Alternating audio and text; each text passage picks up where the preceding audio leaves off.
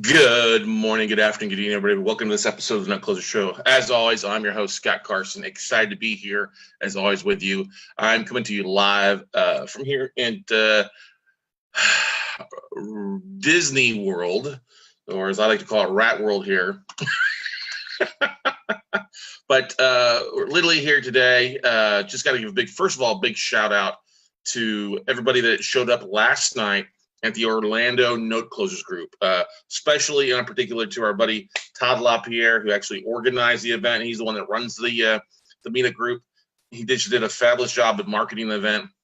We had over roughly right at 50 plus people show up, so it was a nice packed room. Special thanks to Brett Berkey, Rick Allen, TJ Osterman, the guys over at PaperStack, who did a really great job, and big thanks to them for opening up their spaces for us to meet at. And they did a great job with their preview of paperstack.com. But just a great event last night. Always nice to hang out and network with other people. It was great knowing most of the people in the audience. And so I'm always humbled for those that drove in from Tampa, drove in from an hour or 2 hours away to be here to hang out and network. And once again, thank you so much to everybody that showed up to last night's event. Just a lot of fun. Just nice to just sit down and visit, talk about the market, talk about deals, talk about marketing, and trying to help people overcome obstacles in their note business. And that's kind of the what I want to get at today's topic. I want to call it Overcoming Clark Griswold. And if you guys know who Clark Griswold is, you'll crack up at me a little bit about this. But what I'm trying to get at is you guys have every Christmas, one of our favorite movies is National Lampoon's Christmas Vacation, right? I think everybody, it's a true Christmas movie that you have to watch. If you don't watch it, I don't think you're American. If you've never watched it, oh my gosh, it needs to become a staple in your Christmas diet. Now, listen, Christmas is well over 3 months away, all right? Just under 4 months. I got your Christmas shopping you need to get done. But what I'm trying to get, this is one of my favorite scenes, is when Clark is out putting lights on his house. And he has Rusty to come out and help him. And Rusty's pulling the lights out of the box, and it's just one freaking knot, like a knot of Christmas lights. It's just a cluster F. You know what I mean? And Dad, what do you want me to do the lights? Just sit them right there. I'll start, working my time. And I think everybody goes through that at Christmas, especially putting Christmas lights up. No matter how well you organize your cords or organize your lights, you end up with a cluster. Okay. So, and that happens in the note business. Last night, as we were sitting there talking, I asked, what struggles people were having. And I have to give a big shout out to Orlando Paz for saying, hey, I'm struggling. And I asked, well, what's one thing you use with everything? And I started laughing. I was like, okay, you can't struggle with everything, because what happens, I think, a lot of times is people get so scared of where everything is at. I mean, we have so many different moving parts in the note business. And people often get confused on, like, where do I begin? I'm showing up, I'm listening, I'm watching people, but I'm sometimes overanalysis paralysis of where to begin. What can I do? I may not be the most technologically or marketing savvy individual. Where do I begin? And so that's what I want to talk about today, is what are some basic things you can do, just simple things. Okay, just simple things to help you avoid that freaking knot, to avoid the cluster that comes when you're just, trying to get rock and roll. Because I know it's easy to literally to run into that. I know it's extremely easy to run into that. Like, okay, it seems like I got to do everything. And let's make one very big clarification. You don't have to do everything.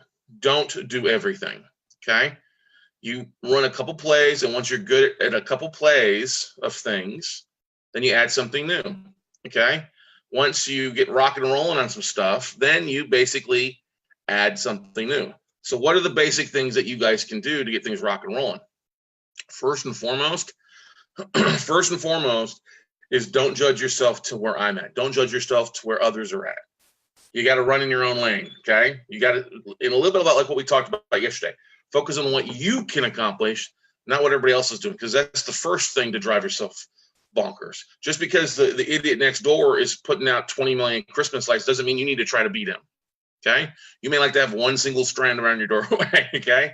or no lights at all. And that's completely fine. You are your own Christmas vacation story. Okay. So avoid the Clark Griswold mentality. I got to do everything. You don't have to do everything. Okay. All right. Mr. Eric Hyde, good morning to see you. Good morning to Gary Ray. Good morning, Laura Maxwell. Good morning, Casey, Laura, Cody. Great to see all you guys out there during this morning. And so quit thinking you have to be me. Quit thinking you have to be Eric Hyde or Chris Savini or Gail Greenberg or whoever, or Jay Tenenbaum or Wayne Snell.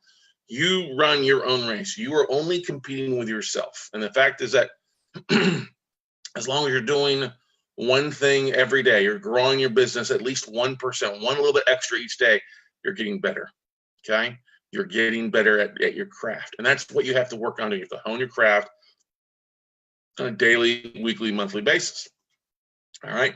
So the first thing that you need to do that's more important than anything else in your business, you have to start with a list. Okay. And this is opposite. I know everybody's like, oh, I want to look at deals. I want to look at assets. I want to look at tapes. That's the last thing you need to focus on. Okay. That's totally the last thing you need to focus on is don't focus on the tapes. Don't focus on the assets. Focus on your list, okay? Don't focus on tapes. Focus on a list of building a list of people, because that whatever happens in the long run, okay, whatever happens in the long run, whether notes or fix and flips or whatever like that, one thing that is going to identify and unite you with everybody else out there is your list. Your money comes from your list, and there's basically three lists that you technically build in this business, okay? Two basic, okay? Very basic ones out there. What are those? The first thing you have to look at doing, like I said, is building a general database of a list. So the first thing you want to do with that is where you're going to want to spend some time at building is your LinkedIn profile. Go to LinkedIn, create it. It's got a great prompt to walk you through with that. Okay. And then your LinkedIn profile, once completed, can work as your website initially. In the long run, you'll need to put a website together in today's business. Okay.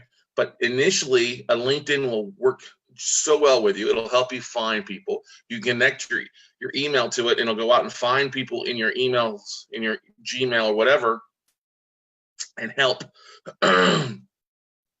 literally find people that you've emailed out to, okay? Help you find people that you've communicated in the past and connect with them. That's a really easy place to do it. If you've been afraid of email, it's a great place to go there to start finding real estate investors, okay? All right, that's the first thing you need to do. Second thing you need to do, if you're getting started and you're trying to, where do I begin?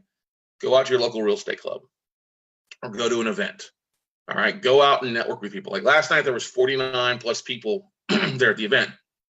If everybody that went to the event last night was really smart, they would jump on the Facebook group or the meetup group and connect with everybody else that showed up. Hey, it was great to meet you. I mean, people passing out cards. That's great. A lot of people knew each other last night. It was funny. It was an intimate location enough that when I saw people sitting by themselves, like, no, don't go sit by yourself. Go talk to people. Go sit next to them. Go sit next to them. You know, don't sit over by yourself. If you want to plug into the energy of the group. Plug in to the network of the group. Okay, because a smaller list sometimes, if it's a well put together list of people that you're united with or around with, that can get a lot of momentum going in your business and get a lot of things started. And that's, I think it's one of the best things that I've talked about in the past that helped me kind of boost my business to that next level. I was working a few assets, but I haven't as much positive things happening as I would have liked to. So I went out to an event, a specific event. I met with a bunch of people there, passed out cards, got a lot of cards, and I immediately went to step number 2. Okay. Step number 2 to avoiding the Clark Griswold in your note business is start emailing out. Just start putting those people that you're meeting into a database. Okay. Take their business cards, take their email address, put it in a database, and just email them on a regular basis. Doesn't have to be every day. Okay. Does not need to be every day, because that was impossible a lot of times for many people out there. Like, what am I going to come up with every day? Until you've got to the point where you've marinated your brain to be able to come up with something on a pretty regular basis. Focus on getting an email out to your database at least on the bare minimum, at least once a month, but preferably once a week. Okay. But taking that database, putting it in something that you email out to initially, throw it in a spreadsheet. Right. And then you can send, especially after an event like last night, send an email out to everybody that you meet. Maybe you don't meet 50 people, maybe you meet 5 or 10 really quality ones. So sending an email out to the people that you meet is a really great thing to do, just to touch base with, just to follow up. Hey, it was great meeting you last night. I enjoyed our conversation. Love to meet for coffee, or love to jump on a conference call. Oh, hey, you're in Tampa. Let's meet in Tampa sometime. I am the biggest believer that community is one of the things that you need more so than anything else in the note business, because there's not as many of us as weirdos out there as there are other things. Okay. But it's a pretty tight knit community of people making things happen. Okay. So you need to plug into people. You need to plug into the group. And Todd does a great job here locally. There's other people that run groups locally. Eric Hyde, good to see you, buddy. I know you're going to start a meetup group out there in Southern California to network with other people. So proud of you. Enjoyed our conversation yesterday. Got some great stuff. Chris Savigny's doing a thing out in the Maryland area. There's other people that are doing events in different parts of the country. And we're so excited for everybody. Yeah, because that's bringing community together. It's bringing people together, and so a place at least where people can get recharged. Okay, because let's face it, if you're working a job or you've got other things you're working on, the ability to get recharged is a very big event. It's a very big need to get out of negative energy. See, Ryan Harper's just jumping on this morning. Ryan's done a great job. We talked with him 2 weeks ago, I believe, about building communities, and he's done a great job with Propelio and Facebook Lives, building a large community, a very large growing community online with his real estate meetups, his investor meetup groups in Dallas, San Antonio. Okay.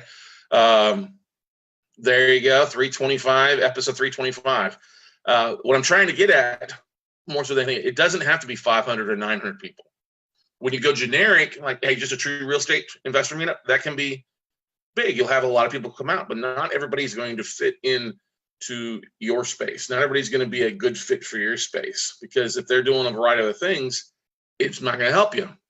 So being a niche aspect of things, of what you're focused on, like Todd says, the Orlando Note Closer Group usually averages 12 to 20 people, and they had a big thing last night with me coming to town, but it brought people together.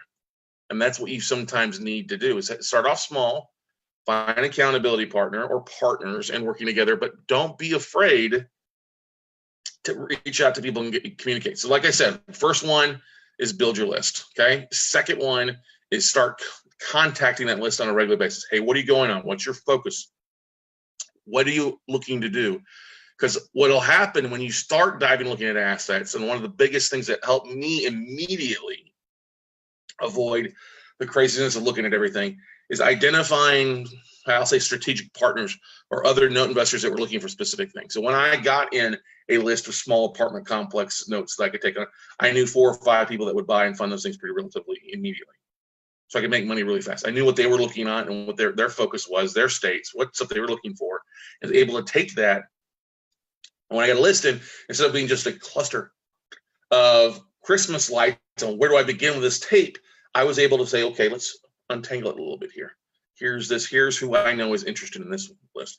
So going back to your list of creating a list, it's good to identify what they're looking for. And in a lot of times what we love to do is we like to sort people by their top states to invest in, their top 3 markets to invest in, right? That's a great thing to do. Obviously, if they're here in Florida, they're probably looking for Florida assets, but what other states are looking for? South Carolina, because it's nearby, Georgia, Tennessee, Ohio, Michigan. Knowing what your people are looking for, your database is looking for, is one of the biggest, most important lifebloods that we're looking for. Looking what they're interested in funding. Okay, those is basically the number. Well, I'd say that's the third and fourth thing. Okay, first one is building a list. The second one is community, building community. All right. Sorry, one's community. First one's a community. Second's building a list. All right. Third Third is knowing what their focus is, where they're going. And then 4 is getting that out to them. 4 is, are they looking to fund deals like this? Or are they looking to buy stuff? Because there's a difference in that mentality, okay? Some people want to write a check and have you do the work, which is great for joint ventures. Other people are more active as investors, so they want the deal. So they're still going to stroke you a check for the lead source, things like that. What you want to do, get away from doing on a regular basis, is something we talked about last night. Some people are like, oh, I'm looking at wholesale deals. Like, well, why wholesale? Oh, because I make quick cash and that stuff. Yeah, but you don't make a lot of cash. You don't make a lot of money unless you're buying for your own portfolio, okay? Buy for your own portfolio first and work to convert your wholesale buyers, your investors, to become funding partners or partners on the deal, because you do a lot of work going out and finding these assets. You should get a bigger piece of the pie because you're doing all the heavy lifting, okay? All right. So that's a couple of things that are very important with you, because literally, because he's like, oh, I got to look at deals, I got to market, I got to raise capital, I got to make sure my vendors are in place. I know it can be scary. A lot of people think it's a lot more difficult, but don't overthink things. Don't make things more complicated than they need to be. Get rid of that Clark Griswold in your brain and start segmenting the list out, okay? Little things don't take that long. And let's be honest. One thing that's going to help you is know who your team members are. They're needing to know who you turn to for when what happens. So let's, and the more that you can talk about your partners, especially if you're brand new in the business or haven't done a lot, the more you can show that you have a bigger team. You might still be a single person in an office working through things, but you've got your attorneys, you've got your servicer, you've got your partners, you have your community. The more you can talk about that is a great way to help you delegate deals, so that you don't think you've got this huge ball of lights that are wrapped up when really you have just a small little ball. It's pretty easy to untangle. Okay, all right. So that's the big thing is going back to your community, all right, and finding out vendors that you're using, but others are using to help out with things. Okay. Laura Blunt says on here, so much easier if you chunk it down with a 30-30 list, 1 or 2 things a day. Yeah. So the 30-30 list we talked about before, thank you, Laura, good morning, it's a marketing aspect of things where you've got basically 30 days of the month or 31 days of the month, whatever, and then you have different marketing things across the top, things that you can do for your own business. Taking different marketing things and organizing them for what you want to focus on and what your focus is makes it a lot easier. Okay, being able to, okay, what have I done this week? What is the one time a month thing I need to do? Going to the real estate club, sending an email out to asset managers, whatever that might be, helps you organize it so you don't get so confused. Oh, I need to be doing something, but I don't know what to do. Okay, that's the big thing. I don't know where to begin. So start with simple things. Building, joining your communities, building a list. Okay, going out there and identifying what people are looking for, and figuring out what's their true finance.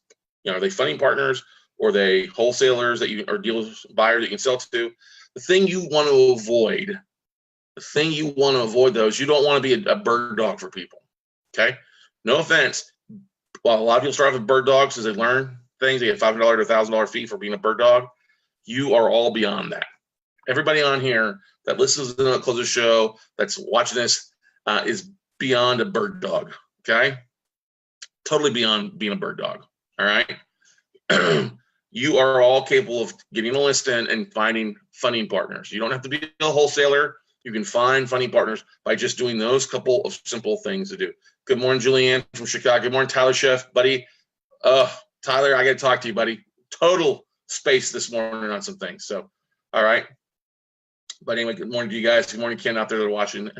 Those that are listening to this episode on iTunes or Stitcher, one of the best things I can recommend for you to do as well is, and this is good for those that are watching too, is literally just go to Facebook and type in Orlando Note or Chicago Note. Start looking for meetup groups, either Facebook groups that meet in your area, or go to Meetup and looking for note closure groups in your city.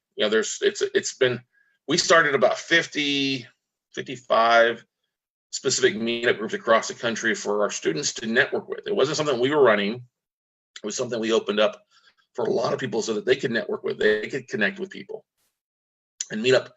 Since a lot of people weren't doing live meetup groups, or they weren't somebody there locally, we were doing webinars every Monday to those groups, just to get everybody to kind of unite, identify, and have the group grow to a point somebody could really put together a live in-person thing. Well, meetup shut us down.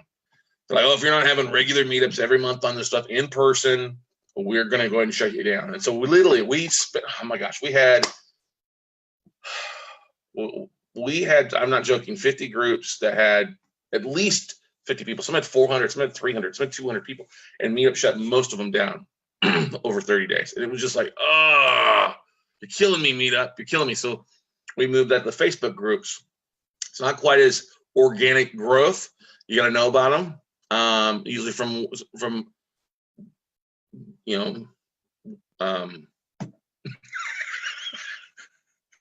usually from somebody recommending it. Word of mouth advertising is what I was trying to get. Hell, you should join this Facebook group. You should join this. And we see those groups growing across the country, which is great. They're growing and growing, and people are doing some big things, which is great. So, but it's all about community. And the note space, especially if you're coming into it new, it can seem, like I said, that big ball of Christmas lights from Clark Griswold. All right. When you start talking to people, you start finding little specific things that they do. You start carving down, okay? Carving down states, carving down their focus, carving down kind of their specialty, 3-bedroom, 2-1 baths, built after 1990.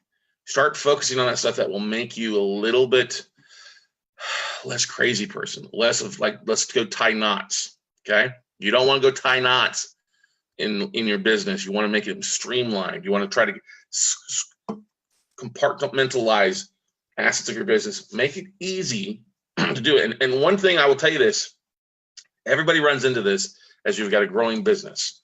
At some point, you're going to become the problem in your business.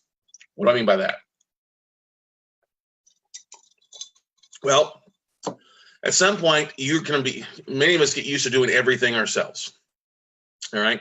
So this is when you're starting off. Oh, I can't afford to hire an assistant. I got to do this. I got to do that. That's fine. Totally makes sense. But the point where you start closing notes on a regular basis, at some point, you're going to be the bottleneck. You will be your biggest problem. Your head will be the biggest problem in your note business. You can't do everything. As you evolve, as you start doing things, you have to start delegating tasks that are below your pay grade. This is not telling you that you're bad, but literally, you guys and gals out there should not be the people that are looking. You should not be doing so much due diligence on the front end of an asset. You should be doing due diligence once you get approval of things, okay? If you're doing all this due diligence on the front end, especially when you're looking to take your numbers to a big thing, you can't do as much initial due diligence. And what does that mean after? Well, then after you get acceptance, you've got to start putting systems in place. You have to hire people to help the due diligence. And I know there's a few control freaks, okay? Few control freaks that are on here watching today. Eric Hyde said, I am totally my own bottleneck. I get it, but that's what we had a conversation with yesterday. And I've had some conversations with some great people. Like, how do you overcome that? I'm like, you just got to delegate. You got to hire people out. You got to have staff, whether they're locally or they're virtual staff or virtual assistants that are taking on some facet of your note business to take it out of your hands, okay? They take it out of your hands so they can run with it. But I get it, and I love it. I've seen comments from people like, yep, Lord Blunt, yep, I'm my own problem. It happens. And you know what? That's a good problem to have because that means you're doing things. It means you're taking action. That's a good thing. So what you want to do here's a way to, once you've got past that first initial phase of untangling the lights and killing Clark Griswold, is when you get to that point, you have to start looking at really evaluating your worth and your time. If you're working still a job, your time is limited even more. You have to kind of even more kind of say no to things to get yeses done in your business. Okay. I say no a lot of the time to things. I get bombarded. Oh, hey, we want you to do this. We want to do this. I'm like, no, just not going to do that. I had somebody reach out to me a couple of weeks ago, like, oh, hey, this is a great tool for your students, and we want you to help market it. And I'm like, And they're like, why not? We have all. I'm like, because I'm focused on things. I can't. That doesn't add any value. That price point for what you're trying to do something is way below our time value. Okay, and valuing your time. Those that are listening, those that are watching, you have to look at your time and figure out, okay, how many hours do I really have to put into things? If I want to ramp things up, how do I need to get where I need to be, and who do I need to bring on? Because a full-time assistant, okay, a full-time assistant should make you six figures. I'm not talking about your family. I'm not talking about hiring your son, your daughter, your niece, your nephew. That's great. They will flake. They will totally flake on you, okay? You have to hire somebody who's dependent on you to totally paying them, all right? And you don't need to start off at 40 hours a week. Maybe it's 10, maybe it's 20, okay? Start off with those basic things that you can delegate off to make it worthwhile to have somebody that runs around to do the things that you don't want to do, okay? What I mean by, what are some of the things that you can delegate to help alleviate that, cluster that you guys are turning into your businesses sometimes because you run all over like a crazy person? First and foremost, make a list of all the things that you do, okay? Now, initial due diligence should be one of the things that you probably delegate off to. And some of you are like, oh my God, due diligence on the front end? I can't control that. I'm a control freak. I got to make sure everything's perfect about the assets. Chill. Chill, okay? If that's you, if I just said that and your hiney hole tightened up, whoop. What? I have to give due diligence to somebody else. We're talking initial online due diligence. You maybe are using NotePros, notepros.com, P-R-O-Z, notepros.com. That's not hard to show an assistant how to go upload your addresses into it, where it pulls a spreadsheet and then puts that into, you take that spreadsheet and combine it with your spreadsheet and you give them parameters. We're not going to do this. These are what we're looking for. Anything that falls outside of this, boom, we're going to kill, okay?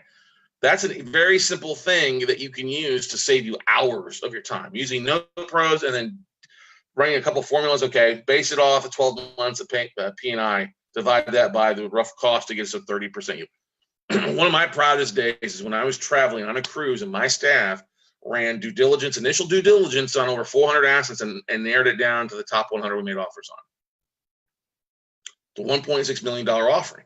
Now, did we close on all of those assets? No, we sure did not. But it was getting it done in literally minutes, which would take a lot of you hours to do. All right. And then submitting the offer to see what come back. Now, out of that 100 that came back, we ended up closing like 30. It went from 100 to 60 to like 35, 36. That's the easy thing. Another thing you can outsource. Checking taxes, jumping on and checking a tax association, checking rent rates. You can outsource that to somebody else, okay? And at some point, if your goal is to close on 20, 40, 100 deals a year or a month, whatever your numbers might be, you may want to have somebody come in and do 10 hours a week for you. Because not only can they do it with that, they can also help with reaching out to your collateral companies. They can reach out to the vendors. They can help you get things organized and do little things, grow your networking list, grow your list of contacts, spend some time on LinkedIn. There are a lot of great things that you can do to avoid you being the Clark Griswold in your business, you being the bottleneck of your business. And so hopefully what we're talking about, you're starting to see that instead of that big ball of crazy Christmas lights, they're all tangled up. We're slowly untangling a few of those things. We're getting them out in individual strands. Things that you you can delegate off to somebody and feel comfortable. Okay, you delegate little things off, that ball becomes a lot smaller, and you're not such a crazy man like Clark. Okay, so learning to say no is a very valuable thing. Say no to things. Maybe saying no to, hey, I'm not watching the game. Saying no to yourself. Okay, I'm not watching the game this week. I need to spend some time working on systems. I'm not going to make any offers this week because I really got to focus on the start to finish of systems in my note business. My phone's around here somewhere, but anyway. That's what I'm trying to get at with you guys. That makes sense on stuff there for you. Let's see what other questions, comments, concerns we have from people out here. Yeah. All right. Hang on here. Another thing that is important for us all to do to help us with delegation of stuff is literally don't be afraid to reach out for help. One of the best things that most people could do initially, a lot of the time, is reach out to their fellow note investors. That's why the community aspect is so important of getting things done. Okay. It's so important to talk with other people to see how they're overcoming their problems and their objections and their issues and making things happen in their business. Okay. Hi, Nahaz. Hi, Patty. Because that's where you're going to learn the most from. Yes, it's good to have a mentor, somebody who's educating you, go through a workshop and learn some things. But everybody is unique in how they approach something. Okay. Everybody is unique in getting things done. All right. And there's people that were at the event last night. They're doing some things that are great. They're awesome. People are running other businesses besides no business, and that's fine. I'm just so busy with my existing business. Well, there's nothing wrong with that. If no investing is a hobby for you, not a full-time thing, hey, rejoice, high five. I'm the first one to tell you, hey, if your main bread and butter business is booming right now and you don't have a lot of time for your hobby or your side hustle notes, that's okay. That's fine. As long as you're happy, that's all that matters. You don't have to defend yourself or say, oh, I'm sorry. Don't apologize to me. You have no need to apologize that you're not doing more things than notes, because I don't walk in your shoes. I'm not walking in your day-to-day life. My goal is to help you guys overcome obstacles, to help you, shoot squirrels as you need to be. All right. My goal is to help you get organized so that when you are focused on things, when you are really need to put the pedal to the metal, you've got a clear path, an outlined path to help you kind of overcome those obstacles. So quick little recap for some of those that are listening again or joining us here or watching the video kind of live middle. Once again, my biggest thing is all about joining community. You got to network and join communities. Second, you got to grow your list. Okay. Third, you got to segment that list out to people that, what are they looking for? Okay. What states are they investing in? Okay. And now I skipped something. I just realized I skipped something a little bit earlier on. The list you probably have the two main lists you're going to have. Obviously, in the banks, you're going to be asset managers. We know that list. Second list is going to be your contacts, your other fellow note investors, things like that. But the third list, a list is probably going to be your private investors in that second list. Okay. You need to find out who's got money, who's showed interest in that. All right. And now you're going to have other lists that you add along the way. Like if you go out to a networking event, you take business cards, or you go to an expo, or you go to Note Camp or something like that, or you go to one of our virtual workshops and you've got a list of people that are going or part of that you've been provided. Is keep that list separate for a little while, but then also take that list, your LinkedIn list, your LinkedIn, and put that into your master list of people. Okay. Your master list, and that's something that you market out to on a regular basis. You don't have to send an email 3 times, your 3 lists. Send it once to your master list and go from there and ask, hey, what are you looking for? Okay. What type of assets are you looking for? Where are you looking to invest? How much are you looking to invest? Okay. Those little things will help clear up the dysfunction junction taking place in your brain for you guys out there. All right.